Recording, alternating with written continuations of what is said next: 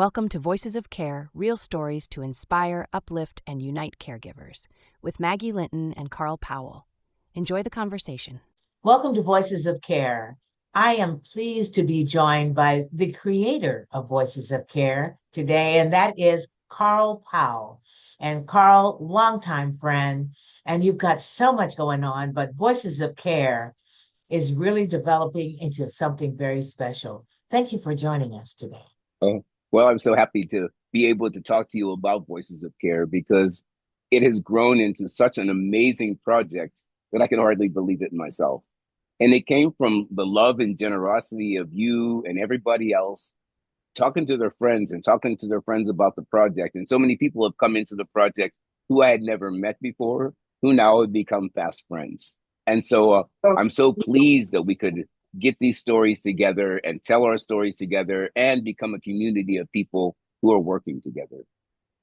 You know, the thing I think is the most amazing thing is this came to you technically in a dream. Yes, Tell I people. was I was thinking about the book I wanted to write about my mother because I felt like her story was important and I really wanted a way to tell the story, but I wasn't really down with doing a whole story about my life.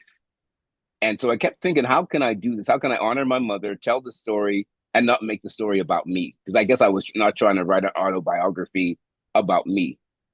And I was at the doctor's office and I was talking to the lady who was giving me my blood infusion. And she said, "What are you thinking about?" I'm laying there, I'm halfway asleep. And I said, I'm thinking about writing this book about my mother, but I can't decide how I want to do it. And she said to me, "Oh, my mother, I had to take care of her also." And she told me her whole story. I laid back and I went back to sleep. And in my sleep, I started dreaming about the book being a compilation book of everybody telling their stories. And that just kind of touched me for a second. And I thought, that sounded like a good idea. But I have millions of those thoughts that run through my head on a daily basis. Then I went to the drugstore to pick up the medication I needed to pick up. And I started talking to the pharmacist and I said, "Oh, I'm thinking about writing this book." And while I was getting my blood infusion, I thought this, just, out of conversation. And she said, "Oh, my mother, da da da da." And she started telling me her story. And then it hit me. I thought, okay, here's where we go, because there are so many people who have stories about caregiving, who suffered through the pain and the heartache of caregiving and want to share their story. On the other side of that, there are so many people who are experiencing caregiving for the first time who feel lost and alone and don't know where to turn. So I thought these people all had to learn the hard way. Why don't we take the hard way and show them what we learned, how we learned it, and give them light so that while they're going through the heavy process, they realize that there's light at the end of that tunnel. So Voices of Care came from a dream I had while I was getting blood infusions.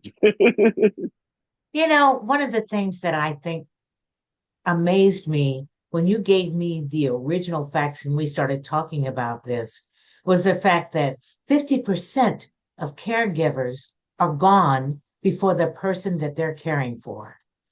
That was startling to me. And when I tell other people that, they go, oh my God. And almost always they have a story to tell. Yes. Because what happens in caregiving of any type, even if you're caregiving for a dog, sometimes people get so involved in taking care of things outside of themselves that they miss taking care of things inside of themselves.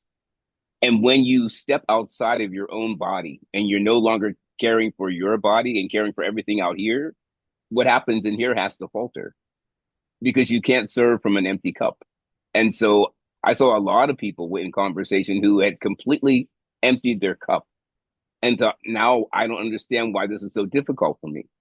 And it's because you have to take care of yourself, mostly your mental health. You have got to keep a positive attitude at all times through it. You've got to take care of your physical health. You have to get out and take walks every now and then and just get some breath, air, relax, have self-conversation that is positive. That's important. But sometimes you have to step out of the situation and just take care of you. This is a moment for me. This is my me time. And me time is so important in caregiving. And so this is all a part of what you've learned by Mm, having people get together. Once you started having this idea, you really moved forward. And like you said, met people you knew and didn't know. But how did you go about putting together what is now going to become a book, but also videos and a mm, very, very important webinar coming up? yeah. I reached out to a few people I knew who were caregivers, and I said, "Hey, I have this idea. What do you think first?" And they all said, "Oh, I think it's a really great idea. Let me reach out to so and so." So you reached out to people. My friend Dorothea, she reached out to people, and all of a sudden, I had people calling me back, and it was the surprising part: 2 3 hour conversations each and every time, because every person that I met on the phone had a story to tell. And while they were telling their story, we one found that, oh, you're just like me, and I went through this. And wow, your story is really different than mine in this. And what I learned was compassion is compassion, loving is loving, caring is caring, and they just show up in all different shapes, sizes, and forms. And we just have to be okay with what shape, size, or form it shows up in. And everyone they had, there's no one size fits all remedy for caregiving, but through these 14 stories that we're going to tell, you're going to find your story somewhere in there, or you might find your story somewhere in between all of the 14 stories. But you will find a place that gives you hope and light.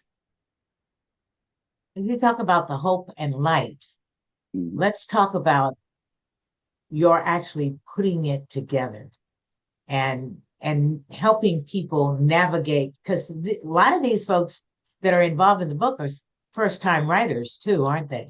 Yes, right, exactly. Which was very interesting because I had no concept. I didn't know how much work it was going to be to get everyone's story out of them. One, you're telling a very personal story. Two, a lot of them had been writing for the very first time in their life experience.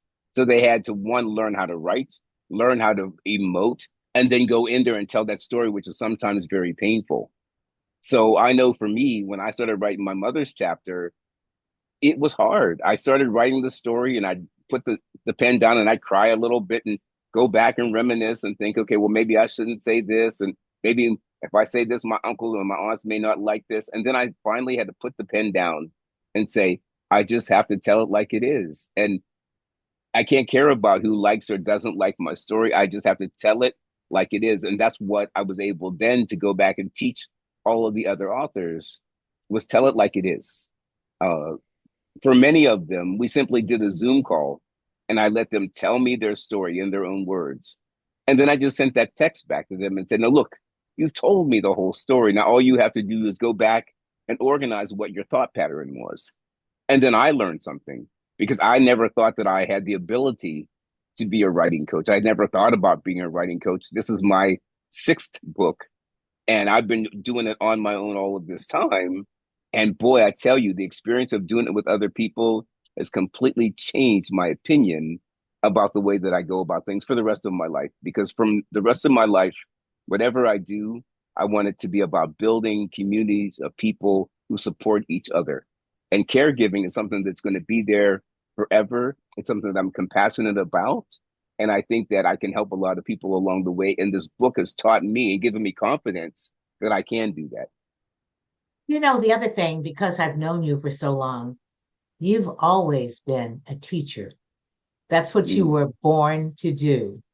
mm, Yours was more on the sports side, but now mm, you're truly coming into your own and building on what you already are, which is a caring person. mm. This is what we have to learn about life. Life leads you to exactly where you need to be if you keep your ears open and your heart open and your hands open to receive. And for me, I realized that growth was about a lot of different things. The pandemic changed my life 100% because prior to the pandemic, I thought I'd be teaching classes in studios or in hotels or outside at the ocean until I dropped off of this earth. And I was completely happy with that. It was a wonderful concept to me, I thought. The pandemic happened, and the first thing that happened is I turned 60. And then I had to start thinking about, wow, And now I'm a senior citizen. The next thing that happened in the pandemic was my mother had dementia and she was in Maryland and I was in Hawaii. So I had to learn a whole new way of caregiving from a distance. So wow, boom, I had to learn how to manage that, keep myself motivated, even not knowing what I was going to do in my future, because now what was I going to do? And now I'm not going to have my mother, my whole world was changing. And as my world was changing, I thought in life, we have to take the information that God gives us and turn it into something wonderful. How do I take all of this information that's flying at me a million miles a minute and make that into something that is beautiful and helpful to the rest of the world? And so the whole time I was going through my caregiving process, I felt so alone. I felt so much shame. I felt so much guilt that I should have been there more. And as I started to experience and talk to other people about their caregiving journey, it gave me validation that I was doing the best that I could. That I woke up every single morning and I honestly thought, what can I do to help my mother the best today? And that's all you can do, but you don't know. I didn't know uh, anything about. I didn't know there were so many different types of dementia. I didn't know that dementia was the umbrella and that Alzheimer's fit under dementia. I didn't understand any of that. So it was a lot of education at one time. And I want people through this book to be able to get a lot of education at one time that's going to be very, very helpful without having to search the entire internet to find it and not to go back to people's stories who you don't know. But these people, I promise you, in this book will become your friends. And after they become your friends, then we're going to continue to keep this community together, to continue to go out there and educate. My new dream is to form a 501c so that I can go out there and keep Voices of Care working and helping in the communities and get out there and do grassroots stuff.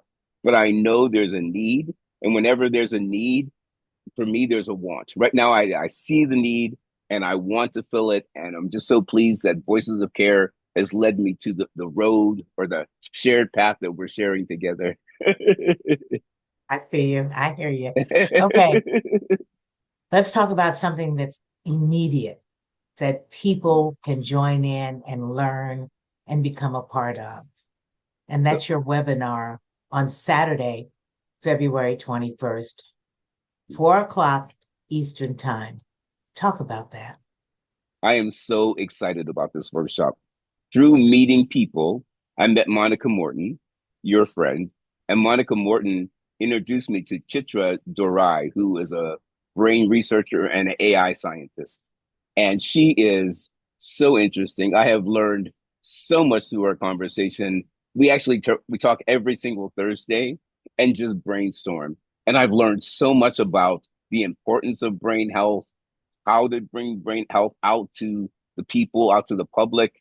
I'm working with her on her app to get the app out there and get it into people's hands. And so what we're going to do on Saturday is we are going to do an interactive thing where you can come to the workshop. I'm going to talk a little bit about the 6 pillars of brain health to help you as a caregiver, one, take care of yourself. That's the compassionate care part. And then she's going to go through and we're going to do an interactive. We're all going to download the app together and we're going to go through and we're going to show you each thing that the app can do. And there are actually 2 different apps. One app is just interactive. I say, hey, this is where I'm at today. How can I, my mother won't eat. Give me 5 suggestions on how to get her to eat, which is a great one where it's an interactive one for caregivers.